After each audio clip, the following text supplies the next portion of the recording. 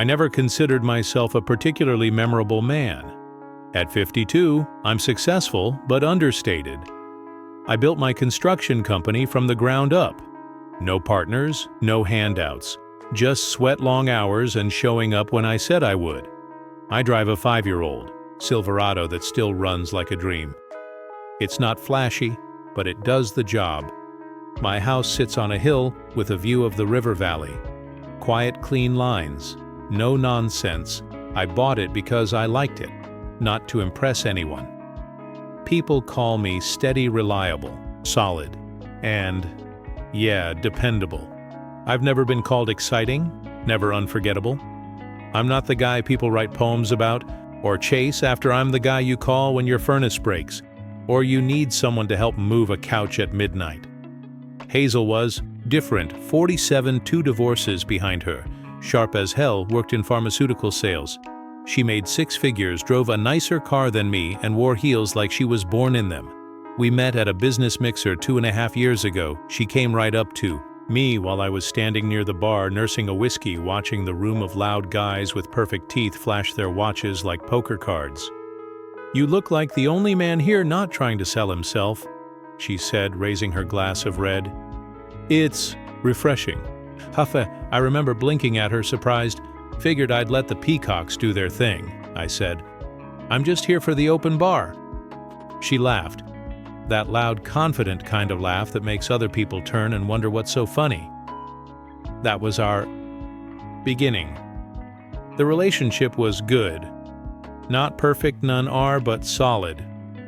We didn't live together, which worked fine for both of us.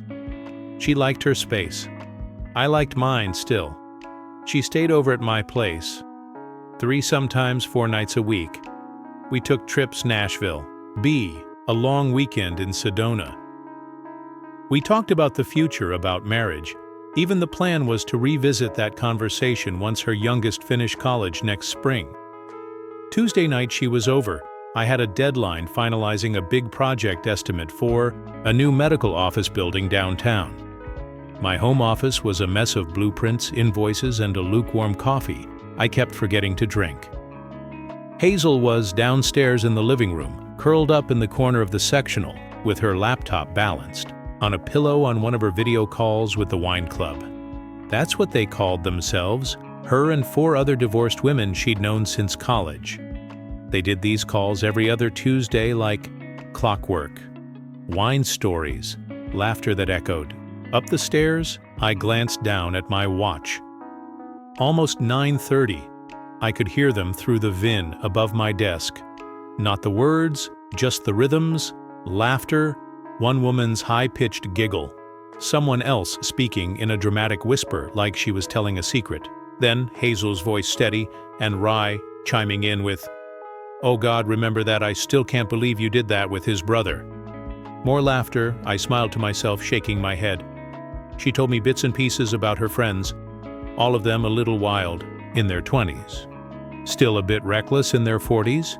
They'd gone through divorces, bad bosses, a kid or 2 with issues. Somehow they'd all stuck together. I admired that, honestly. The sound of a cork popping floated up.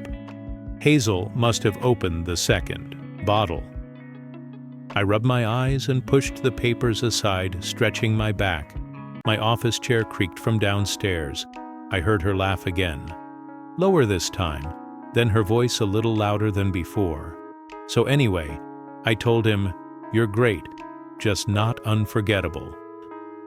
And he actually thanked me. Can you believe that? More laughter. Then one of the other women said something I couldn't quite catch, and Hazel added, No, it's not like that. He's steady, solid like a fireplace or a good coat. But you know sometimes you want fireworks." The words hit me different, like a nail going in sideways. I sat still for a second, staring at the wall. Then I heard the sound of them settling in again, her voice warming with another story. They were drinking wine and sharing stories. Now I don't. Eavesdrop. Never have my old man raise me to mind my business. Said listening to conversations not meant for you was the fastest way to get your heart broke or your jaw cracked. I followed that advice most of my life, but that night, I wasn't creeping. I just needed my damn iPad. Hazel had borrowed it earlier to stream some old Norm movie. She liked something with black and white shadows and fast-talking dames. She said my iPad Pro handled the visuals better than her baby model, as she called it. Fair enough, but now I needed it to check a few blueprint dimensions before submitting the final estimate in the morning. I opened my office door and stepped out into the hall. The voices from downstairs floated up lively and wine-laced as always. When her wine club got going, laughter a clinking glass, someone half shout-outing something about a man who couldn't find the G-spot with a GPS, I smirked. Same energy every time Hazel and her crew were sharp, no doubt about that. As I passed the bedroom, door cracked open just a few inches. I heard my name, not a whisper, clear as a bell. So are you and Jason still talking about that move to the coast? That was Eleanor, if I remembered right, the one with the bright red glasses and the fondness for Chardonnay. Hazel's laugh followed, not her light laugh. This one was smug. The laugh she gave after her third glass when she felt just a little above it all. God, she said, dragging the word out like a sigh. Could you imagine spending my golden years in some quiet beach town with Jason? Someone else jumped in, half joking, "What's wrong with Jason? I thought you said he was solid." Or Hazel didn't miss a beat. Solid, yes. Exciting, no. I stopped right there in the hall. My hand tightened around the edge of the iPad, but I didn't move. She kept going. Her voice took on that performative LLT, the one she used when telling stories at dinner parties or holding court at my company. Christmas party, like she was on stage. "He's not ugly," she said. "He's just forgettable. If I left, he'd probably write me a poem instead of getting angry." Laughter exploded through the speaker. Not warm laughter, not the kind that includes you. This was the kind that slices sharp and mean and a little drunk. Then another voice, someone I didn't recognize, piped up. "At least he's loaded." "That's the only reason I'm still around," Hazel said. And the way she said, it light, almost cheerful, landed harder than if she'd yelled it. She went on, "Well, that and he's good for fixing things. But come on, remember Cabo. Remember those guys at the resort bar? That's excitement. Jason's just reliable, reliable." They laughed again. My name myself had turned into some kind of inside joke, a safe choice, a placeholder, a bank account with arms. "So what's your exit strategy?" someone asked, like they were planning a damn heist. Hazel didn't miss a beat. "No rush," she said. "Easy as anything. The market's down. His investment portfolio took a hit last quarter. I'll wait till things recover, then maybe manufacture some drama. He'll either propose to keep me, which means half his assets eventually, or he'll do his sad, dignified exit." She paused, then added with a chuckle, "Either way, I win." And that was it. That was the moment I stood there, the iPad suddenly weightless in my hand, blood hot in my ears. 3 years vacations, meeting her kids, talking about a future I thought we were building together. Turns out I was just an ATM with a toolbox to her. I've been angry plenty of times in my life. When my first business went under and I had to sell off my tools just to keep the lights on. When my brother passed too young and too good for the kind of death he got. When a client tried to stiff me for a 6-figure contract. Anger's familiar. It burns hot and fast and makes you want to punch drywall. But this wasn't anger. This was clarity. Cold clean, like the kind of air you breathe up in the mountains after a snowfall. I went back to my office without a sound and closed the door behind me, sat down at the desk, and stared at the iPad still in my hand. Hazel had used it to stream her movies, but she'd logged into her own apps. I knew it was wrong. Hell, it felt wrong. But it didn't stop me. I wasn't some jealous kid trying to catch a girlfriend cheating. This was investigation, due diligence. She hadn't logged out of a damn thing. Email, socials, banking, apps. Her whole digital life was there, and I opened every part of it. It started with the Cabo trip. She told me it was a pharmaceutical sales conference in Phoenix. She even brought back a brochure and complained about the dry heat. But there it was credit card statements showing charges from an oceanfront resort in Mexico. Not one room, 2 room service spa packages, a couple's massage. Photos too, her in a sundress. I'd complimented weeks later standing on a beach beside some guy who looked like he did CrossFit and drove a convertible. There were other trips, girls' weekends, that turned out to be nothing of the sort. Text messages between her and her wine club friends laughing about things I'd said, mocking how I talked about retirement, goals, or how I wore my shirts tucked in. Even at home, I scrolled through chat logs where they rated men at parties, joked about who could seduce the most engineers. And then came the spreadsheets. Literal spreadsheets. She'd been tracking my income, estimates my business revenue growth, calculating what she'd get in a split after marriage, factoring in tax brackets and alimony. Seeing my life turned into formulas made me feel like I was already dead and just waiting for probate. But I didn't. Yell didn't throw the iPad or wake the house. Men like me, we don't get loud, we get still and steal. We learn that power isn't noise, it's control. You want to know what someone's made of, watch them in the moment right after their heart breaks. Eventually, I heard the call end, some laughter glass clinking, then the sound of the wine bottle uncorking again. I walked downstairs, iPad tucked under my arm like it was nothing but another clipboard. She was still standing by the island, wine glass in hand. Smile, relaxed. "Good call?" I asked casually. "Just the usual," she said with that smoothness she used when she wanted to sound unaffected, the girls being dramatic, nothing interesting. I gave a small nod. "I need to check something in the garage. Would you mind grabbing my reading glasses from upstairs?" "Sure thing," she said, already moving. As soon as she disappeared up the stairs, I went to the front closet, pulled out the suitcase she brought over for her 3-night stay, and placed it neatly by the front door. No mess, no theatrics. Then I went to my desk, tore a piece of paper from a notepad, and wrote a single line. "You're easy to forget, too." I left the note on the kitchen counter beside her glass of wine. Then I opened the garage door, walked to the far side where the separate exit is, and stepped out without a sound. My Silverado was waiting, steady as ever. I got in, turned the key, and didn't look back. 20 minutes later, I pulled into the lot of the old 24-hour diner on 8th Street, the one with the flickering neon sign and cracked leather booths. The same place I sat 20 years ago with nothing but debt, a cold coffee, and an idea. That night I pulled out a napkin and started sketching out what would become my first business plan. I ordered a coffee black, no cream, no sugar, just the bitter edge I needed to keep me anchored. The waitress didn't ask any questions, just nodded like she'd seen plenty of guys in flannel jackets nursing midnight pain over diner coffee.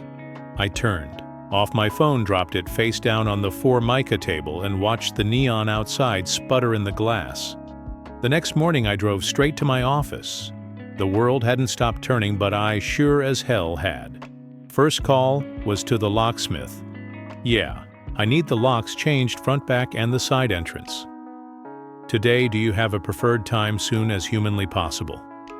Next call, my attorney, Grace. A woman who didn't mince words and didn't miss details. Hazel had access to a couple of joint things. Credit cards we use for travel. She's on my emergency contact at the bank. Clean it all. I want her out of everything. Grace didn't ask questions. "I'll handle it. You'll get a confirmation packet by the end of the day." Then I called Lisa, my assistant. "Morning, Jason." She answered, cheerful and efficient, like always. "Clear my schedule. Everything for today. Push meetings, cancel calls, no explanations." There was a slight pause. "Of course, are you okay?" "I will be." I ended the call, then finally turned my phone back on. 62 missed calls, 38 voicemails, 53 texts. I stared at the numbers for a second, watching them climb as new messages popped in while the phone struggled to catch up. They came in waves. First, confusion. "Jason, Where are you? Then the anger. Seriously? What the hell is this? Grow up and answer your phone. The accusations followed. I told you I was joking. You always overreact, then bargaining. Let's talk. Please. I didn't mean it. You can't just throw away 3 years like this. And finally, the tears. Please, Jason. I love you. Please, we can fix this. I was drunk. It was just wine talk. You know me, I didn't answer any of them. Instead, I made arrangements, hired a professional packing service, had her remaining belongings boxed and scheduled for delivery. No theatrics, no confrontation, just logistics. I sent her a single email. Hazel, your things will be delivered on Friday between 10 a.m. and 1 p.m. Please direct any further communication through my attorney Jason the weekend after I drove up to my cabin in the mountains. 3 rooms, old pine floors, a wood-burning stove, and a deck that faced the valley like it was built for one piece. Hazel had been there twice. She complained both times about the patchy cell signal, the lack of Wi-Fi, how the coffee didn't taste right without her flavored creamer. After that, she declined every invitation.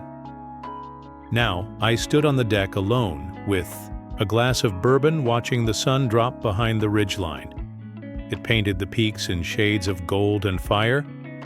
The wind moved through the trees like it had a message when I could almost hear. If I sat still enough, I didn't feel devastated. I didn't feel broken. I felt clean, like I'd finally walked out of a house full of smoke. For 3 days, I hiked old trails, split firewood, drank when I wanted, and slept like a man who'd made peace with the storm. When I turned my phone back on again, I didn't even check the messages, 40 ohm calls, 60 more texts, deleted them all without opening a single one. Back in the city, I threw myself into work. We were in the middle of bidding on a major hospital renovation, 8 figures multi-phase, the kind of project that could shift us from regional to statewide 14-hour days, back-to-back meetings, refined estimates, site visits, and subcontractor interviews. I lost myself in specs and materials and scheduling software. My employees noticed, of course, I was sharper, more focused than usual and quieter, but they knew better than to ask questions. 2 weeks passed. The calls kept coming but slowed down like a storm running out of wind. I stopped noticing when her name lit up my phone. My assistant stopped announcing. When Hazel left voicemails, it all became background noise. She showed up at my office once security called up to ask, "Mr. Carter, a Miss Hazel." "Don't let her up." "Yes, sir." 10 minutes later, Lisa popped her head into my office. "She's gone. Didn't cause a scene, just waited a few minutes and left." I nodded. "Thanks." Then came the mutual friends. People I hadn't heard from in years suddenly remembered my name, dropped by the office, sent casual texts, called under the guise of checking in. "Jason, been too long. How are you holding up?" All I gave them was, "It didn't work out, I wish her well." That was the whole story as far as they were concerned. A month after everything unraveled, Frank finally cornered me. We just wrapped a pitch meeting. Good one, too. And I was packing up my laptop when he lingered in the doorway. "You've got to talk about it, Jason," he said, voice low but steady. "You can't just shut down like this." I looked up at him. Frank, friend of 30 years. We'd shared whiskey during my divorce beer when our startup failed, and bad coffee the morning we signed the deal that turned everything around. "I'm not shut down." I told him I'm moving on. "She's telling people you had a breakdown," he said carefully, "that you overreacted to a joke. She's making you sound unstable." I gave him a slow shrug. "People who matter know better." He exhaled like he'd been holding on to that line too long. So what really happened? I unlocked my phone and pulled up the screenshots I'd taken that night. The messages she thought I'd never see, the Venmo transactions, the receipts for a trip I wasn't invited to, the breakdown of what I was worth in her words. Cold, calculated Frank scrolled through them in silence, his brow creased. At one point, he rubbed his hand over his face and muttered, "Jesus, Jason," I nodded. "Some lessons come later in life than we'd like." He looked up, jaw tight. "You okay?" I didn't lie. "I'm getting there." Not long after that, we landed the hospital contract, biggest project in the company's history, full gut renovation, expansion, sustainability upgrades. It would define our legacy. And I threw myself into it like it was a lifeline.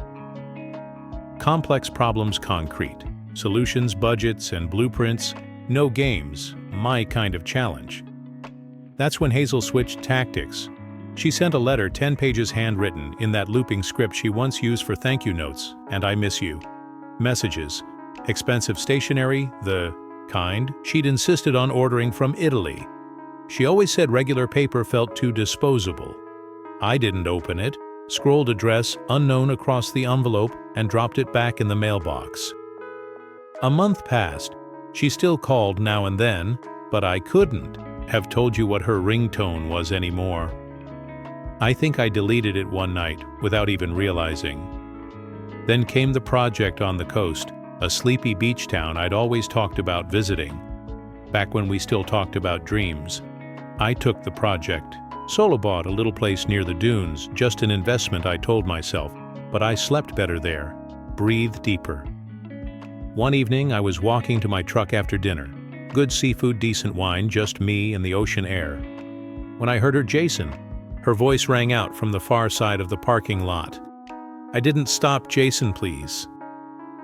She was closer now. I heard her heels on the pavement behind me. My hand was already on the door handle when she spoke again. "Can we just talk like adults?" I turned. There? Here she was. Same face, but not. Something about her seemed smaller now.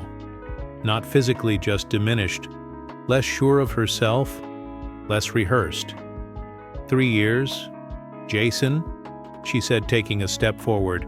"Doesn't that deserve at least a conversation?" I studied her once. I would have described her as beautiful, sharp eyes, flawless skin, effortless poise. Now I just saw someone I used to know. "The person I thought you were deserved a conversation," I said quietly. "The person you actually are doesn't." "It was just talk," she insisted. "Stupid wine talk. You know how it gets with the girls. Don't you ever say things you don't mean? Not about someone I claim to love." She stepped closer, her voice trembling. "I made a mistake, Jason. People make mistakes." I didn't flinch. "A mistake," I said, "is forgetting an anniversary, leaving the milk out, saying something careless and regretting it." "Oh." I paused, watching her swallow hard. "Calculating someone's financial worth while planning to leave them." I shook my head. "Is a character revelation." Tears welled in her eyes. I could see her trying to hold them back the way she always did when the performance started to crack. "What can I do to fix this?" she whispered. I reached into my pocket and pulled out my keys. My hand didn't even shake. "Nothing," I said, "that's the point." She stepped in front of the door, like she could still stop it. "So, that's it? You're just going to throw away 3 years? Pretend they never happened? Pretend I never mattered?" I opened the truck door slowly. The dome light spilled between us like a line I wasn't crossing again. "You know what's funny, Hazel?" I looked her in the eye. "I'm not angry anymore. I'm not even hurt." She blinked, clearly thrown. "You were right that night." I continued. "I am forgettable to you." Her mouth opened a little, but she didn't speak. "The difference is, I've realized you're forgettable. To me too." I climbed into the truck and shut the door with a quiet finality. She stood there, rooted to the asphalt, her hands limp at her sides. I didn't look in the rearview mirror. That was 6 months ago. Since then, I've expanded the business to the coast. Got an office there now. A tight, smart crew I trust. The ocean's always in earshot. Makes the work feel cleaner somehow. More mine. I bought a house overlooking the water. Nothing flashy, just good bones. Lots of light on Thursday nights I have. Dinner with a retired architect named Lena. She's designing my next project, a cultural center. She's sharp as hell. Used to run her own firm. Tells great stories about her wild days in Chicago and the battles she fought to be taken seriously. In the 70s. We're not rushing things. We don't need to. Hazel still calls sometimes. The number shows up and I let it ring. I don't even have her contact saved anymore. I suppose she still thinks there's something left to say. Funny thing is, I don't remember what her ringtone sounds like. I've forgotten it the same way I've forgotten the sound of her laughter, the particular ache of betrayal, the weight of disappointment every time she walked into a room and felt just a little farther away. Some people think getting older means settling, accepting less, learning to live with what you get. I've learned it means the opposite. It means demanding more honesty, more respect, more peace, more truth. Even when it's hard to swallow, I don't need to be unforgettable to everyone, just to the right someone, and they in turn to me. Sometimes the best revenge isn't yelling or slamming doors or ruining someone's reputation. Sometimes the best revenge is quiet. It's building something better, something lasting. It's walking away without looking back. That night in the parking lot when I told her she was forgettable, it wasn't just a comeback line, it was a promise. And promises are something I never forget. Dear listeners, please share your thoughts in the comment section below, and don't forget to like, share, and subscribe.